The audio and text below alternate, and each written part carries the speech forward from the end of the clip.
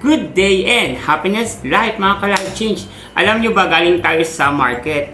So, kauwi lang natin dito dahil wala tayong stocks ng foods for this week. Kailangan mamili tayo. At take note, ito yung napamili ko guys ha.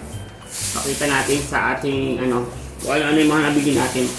Actually, simulan natin dito sa pag-o-open ng ating unang binili. Yan. Siyempre, ang una kong binili ay ang ating high school perfume. Bench 8. Baka naman. Ayan. Since high school, ito ang ginagamit ko at ito pa rin ang aking pabango. I was already 41. So, ito pa rin ang ating body spray. Hindi kasi nawawala yung amoy nito eh. Maganda siya, mabango, saka classic. Hindi nagbago talaga yung amoy ng bench. Ayan, bench. Baka naman. Okay. Next is, bumili rin tayo ng detergent, panghugas ng pinggan. Alam nyo ba kung bakit? Kasi sale siya ngayon. Yung ganito kalaki guys, before 10.50. Ngayon sale siya ng 6.95 real. Kaya ano pang hinahantay nyo? Bili na! Siyempre, dahil sale din, wala na rin akong sabon. Alam mo naman tayo mga OFW, pag pumunta sa market, hindi pwedeng pa isa-isa, kundi isang pack. Himalayan soap, honey flavor. Yan na, maganda yan sa katawan guys. Talaga nakakaputi ito. So, 1, 2, 3, 6 pieces siya for only 12.95. 13 real almost.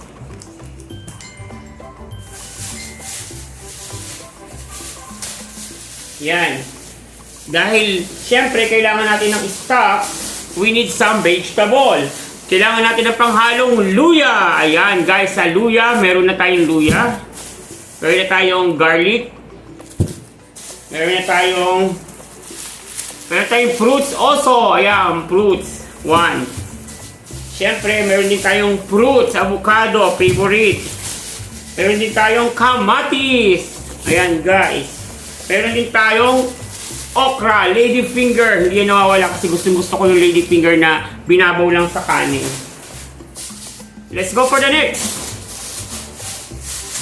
Siyempre, hindi mawawala ang sale na burger. Yan, chicken. Dalawa siya. So, 13 real, almost 7 real isang piraso. Sale, okay? Ulam to ulam. Ito yung mga ulam ko na. So, meron tayong bangos. Ayan, binili natin tong bangos. At bumili rin tayo ng tilapia. Ayan, tilapia at bangos, chicken, burger. At meron din tayo, siyempre, hindi mawawala ang pambansang ulam ng masa, ang chicken. So, dalawa yung chicken natin, i-stock natin sa sarap kasi mamaya may gawain. So, kailangan magluto tayo. Another thing, meron pa. There's more. Ayan, meron din tayong pamangga. Ayan, mangga is real.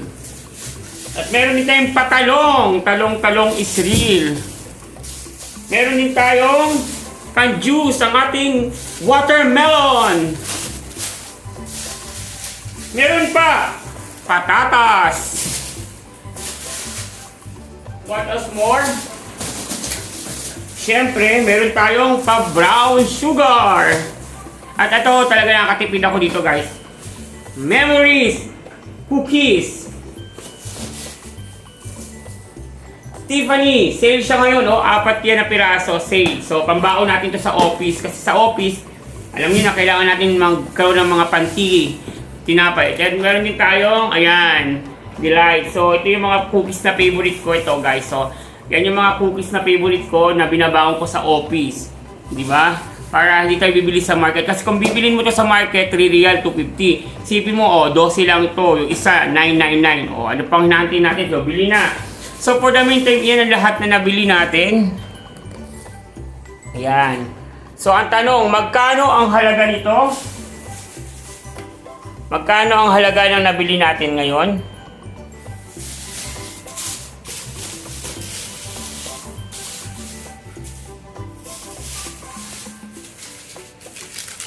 Ayan, overall naka 189 real tayo. So, this is gonna be 1 week or more. Kasi alam nyo kung bakit ito yung mga binibili. Kasi makakatipid tayo dito kasi bumili ako ng bumili sa labas. Pag bumili ka ng isang piraso, mahal. So, kailangan bumili ka ng ganyan para at least kahit pa paano, malaki yung save. At take note, hindi naman to 1 week lang. It will take more 2 weeks or baka nga higit pa kung sakasakali.